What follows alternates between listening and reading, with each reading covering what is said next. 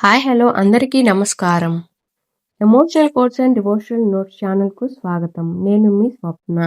సూర్య భగవానుని స్తుతించే అత్యంత పవిత్రమైన స్తోత్రాలలో ఆదిత్య హృదయం ఒకటి.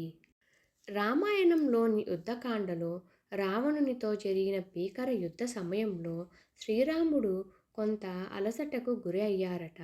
అప్పుడు మహర్షి అగస్త్యుడు ప్రత్యక్షమై శ్రీరామునికి ఆదిత్య హృదయ స్తోత్రాన్ని ఉపదేశించారు.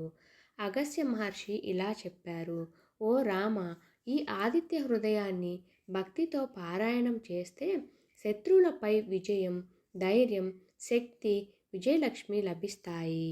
అప్పుడు శ్రీరాముడు భక్తితో ఆదిత్య హృదయాన్ని జపించి సూర్య భగవానునికి నమస్కరించారు. ఆ తరువాత ఆయనలో కొత్త ఉత్సాహం, ధైర్యం, ఆత్మవిశ్వాసం పెరిగి చివరకు రావణునిపై విజయం సాధించారని పురాణగాథ. ఆదిత్య హృదయం పారాయణం వల్ల ఎన్నో ఫలితాలు లభిస్తాయి. మనసుకి ధైర్యం, ఆత్మవిశ్వాసం పెరుగుతాయి.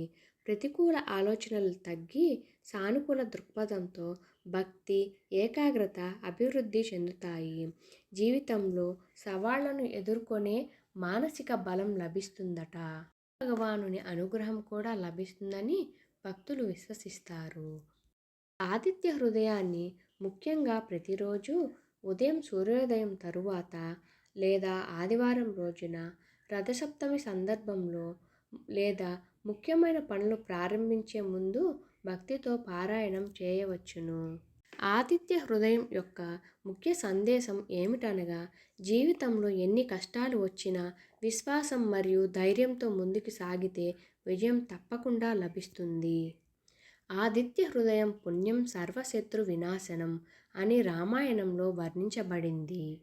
ఓం శ్రీ జై సూర్యనారాయణాయ. మరిన్ని వీడియోస్ కోసం మా ఛానల్ను సబ్స్క్రైబ్ చేసి కామెంట్స్ని అందిస్తారని కోరుకుంటూ, మీ ఎమోషనల్ డివోషనల్ ఛానల్ స్వప్న.